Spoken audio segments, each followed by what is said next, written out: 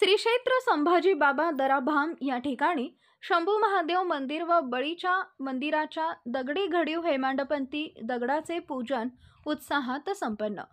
श्री क्षेत्र संभाजी बाबा दराभाम या ठिकाणी दिनांक 29 जुलै 2024 रोजी महादेव मंदिर व बळीच्या मंदिर नव्याने बांधण्यात येणार असून त्या ठिकाणी दगडी घडीव हेमांडपंथी दगडाचे पूजन श्री क्षेत्र संभाजी बाबा दरा मंदिर समिती अध्यक्ष शिवाजी संभाजी काळे यांच्या नेतृत्वाखाली व सर्व सदस्य व ग्रामस्थांच्या उपस्थितीमध्ये करण्यात आले। कोल्हापूर या ठिकाणावरून हा दगड आणलाय। या मंदिराचे काम लोकवर्गणीतून सुरू करण्यात आले। नव्याने उभारण्यात येणाऱ्या शंभू महादेव व बळीच्या मंदिराचा दगड पूजनाचा कार्यक्रम मोठ्या उत्साहात संपन्न झाला।